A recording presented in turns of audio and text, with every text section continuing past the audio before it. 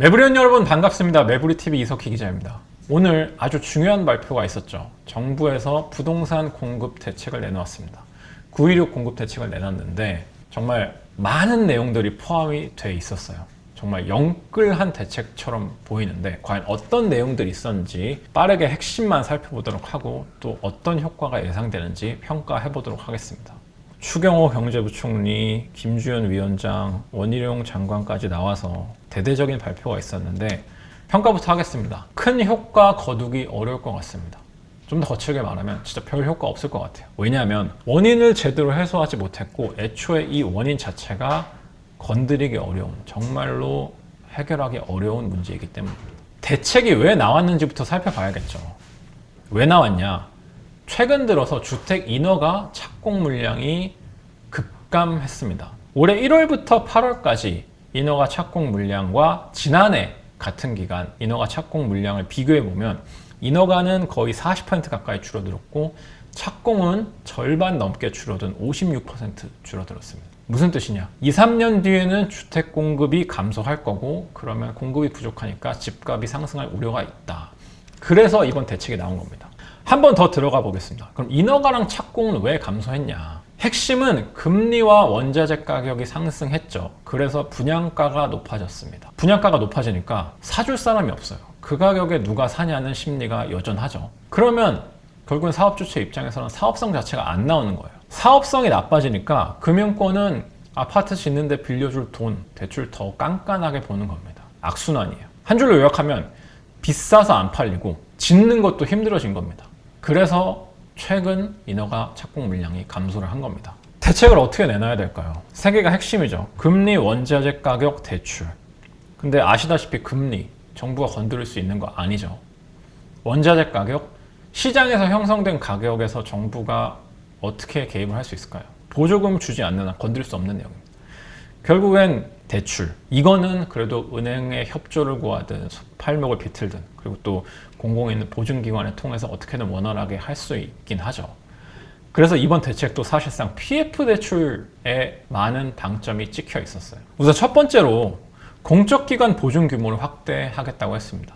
이제 보증 양대 축이죠. 허그 그리고 주금공의 보증 규모를 확대하겠다는 건데 허그는 10조에서 15조로, 주금공은 5조에서 10조로 확대하겠다고 했습니다. 두 번째로 대출 한도도 확대하겠다고 했어요. 전체 사업비의 50%에서 70%로 늘려주겠다. 어쨌든 아파트 짓기 위해서 받는 대출의 보증액이 많아지고 그리고 개별 사업장마다 전체 사업비 중에서 대출 받을 수 있는 금액 자체도 많아지니까 이를 통해서 조금이라도 아파트 짓는 속도가 빨라지는 효과를 기대한 거겠죠. 심사 기준도 완화했습니다. 도급순위 원래 700위 내에만 가능한데 이 조건은 아예 없앴고 신용 등급에 따라서 받는 점수도 조금씩 높여주겠다고 했어요. 어쨌든 대출만 받아서 할 수 있는 게 아니라 사업 주체가 자기 돈을 대서 했어야 됐는데 이 경우 도급순위 100위 내에 있는 사업 주체는 토지비에 원래 10% 자기 자금으로 넣어야 됐던 거를 5%로 줄여주기로 했습니다. 그 다음 부실 사업장 구조 조정. 무서운 얘기입니다. 이건 사실 사업성 안 나오는 곳들이 있죠. 본 PF로 못 넘어가고 분양도 안 되고 그래서 사업이 중지된 곳들, 그래서 대출 못 갚는 곳들, 이런 데는 그냥 경매 공매로 넘겨서 이어받아서 할 수 있는 사업 주체가 가져가게 하겠다, 이 얘기입니다. 다섯 번째, 부실 사업장 사업 재구조화. 뭐 경매 공매 넘어가기 전에 사업 주체 입장에서 어쨌든 건설해야 먹고 사는 업이잖아요.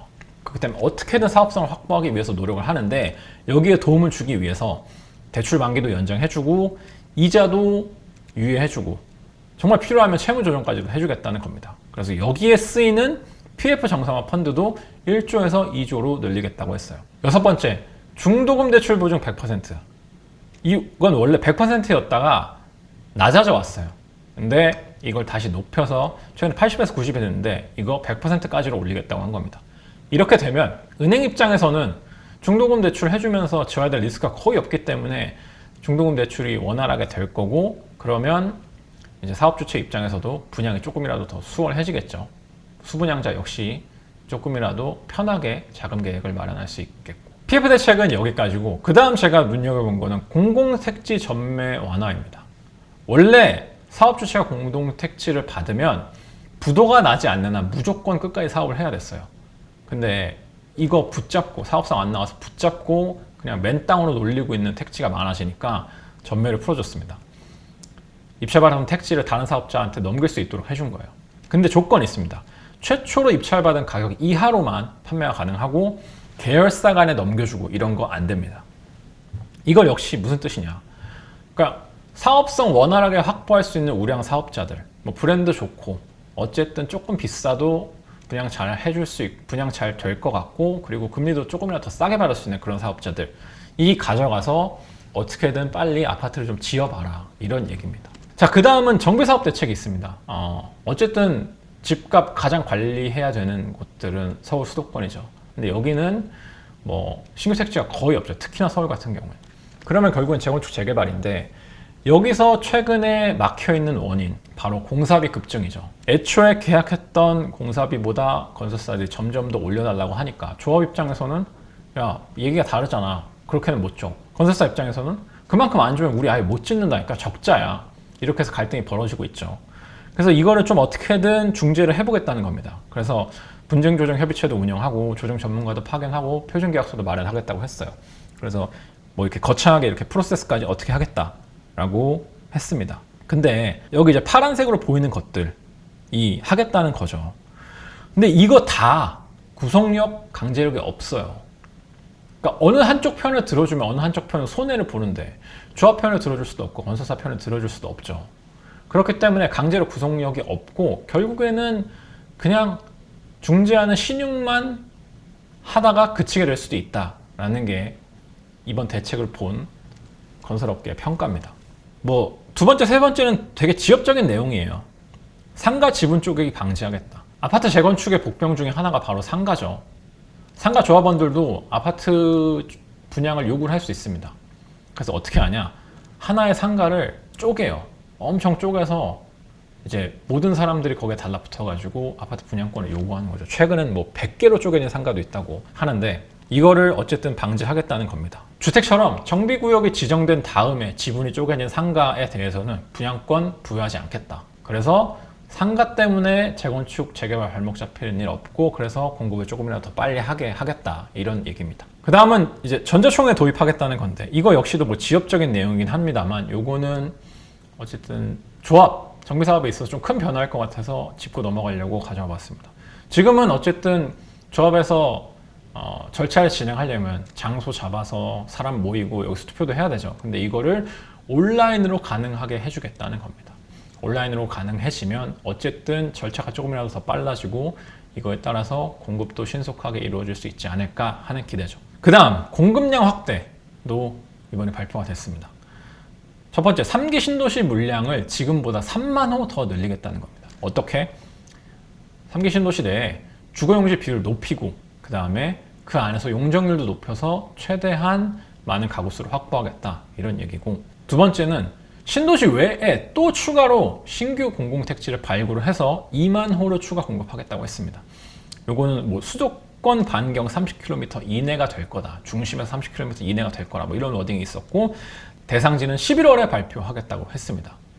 앞당긴 거죠, 일정을. 세 번째, 공공택지 위에 지어지는 사업 중에 민간이 하는 사업들이 있었어요. 근데 여기서 속도가 안 나니까 그냥 가져와, 그냥 공공에서 할게, 이렇게 5,000호를 전환을 해서 이거 역시 속도를 높이겠다는 겁니다. 그래서 5.5만 호를 이제 추가적으로 공급이 확대되는 거라고 발표를 했어요. 자, 이렇게 정말 많은 내용들이 있었는데 제가 왜 맨 처음에 큰 효과가 없을 것 같냐라고 평가를 했냐면, 가장 큰 건 원인과 대책이 따로 노는 겁니다. 앞서서 말씀드렸던 것처럼 금리, 원자재 가격이 높아지면서 분양가가 높아지고 그게 안 팔리니까 사업성이 악화가 된 거죠. 근데 이거에 대해서는 어떻게 건들 부분도 사실 없어요. 어떻게 할 수가 없는 부분이니까. 그래서 정부 입장에서도 정말 난감한 상황인 겁니다. 그래서 이것저것 막 연끌을 해서 발표를 한 거예요. 그 중에 하나가 물량 추가죠. 근데 저는 의문이에요. 물량을 도대체 왜 추가할까? 정부가 앞서 설명할 때도 착공 인허가 물량이 줄어든 거라고 했잖아요. 물량이 부족한 게 아니라 속도가 안 나는 거예요. 사업성이 안 나서. 근데 추가된 물량을 대책이라고 들고 온 게 저는 사실 의문이었습니다. 세 번째로 간접적이라도 효과가 있을 것 같은 PF 대출, 이번 대책에 방점이 찍혀 있었던 부분. 근데 이거 원활하게 해주고 늘려줘도 안 팔리면, 사업성이 안 나오는 건 비싸서인데 안 팔리면 결국에는 미분양이 증가하고 부실만 장기화 되는 거 아닐까 하는 우려도 있습니다. 자, 이렇게 해서 이번 대책 한번 살펴봤습니다. 외에도 정말 많은 내용들이 있었는데 그나마 공급 속도를 높이는데 도움이 될 만한 내용들만 간추려서 가져와 봤습니다. 이거 외에도 뭐 정비사업과 관련된 다른 내용들도 많아요. 그리고 뭐 무주택으로 간주하는 소형주택 가액도 높이겠다, 뭐 이런 내용들도 있어서 정비사업 투자 혹은 정비사업 조합분들, 그리고 무주택자분들 입장에서는, 청약 노리는 무주택자분들 입장에서는 좀 눈여겨볼 만한 내용들이 있었습니다. 이것들은 살펴보시면 도움이 좀 되실 것 같습니다. 제가 오늘 좀 부정적으로 말씀드렸는데 현실이 참 녹록치가 않은 상황인 건 맞습니다. 어쨌든 금리와 원자재 가격은 저희가 컨트롤할 수 없는 부분이기 때문에, 대외적인 요건, 그리고 어쨌든 거시경제에 영향을 미치는 요건이어서, 그래서 어쨌든 이런 부분들 때문에 효과가 안 날 것 같다고 했지만, 그래서 결국에는 좀 이런 부분들이 해소가 돼서 주택이 조금이라도 빨리 공급이 돼야 2, 3년 뒤에 또 전 정부와 같은 일이 벌어지지 않을 수 있을 것 같고, 그러기를 기원합니다. 자, 모쪼록 이번 영상 도움이 되셨다면 구독, 좋아요, 알림 설정 부탁드리고 저는 이만 인사드리겠습니다. 감사합니다.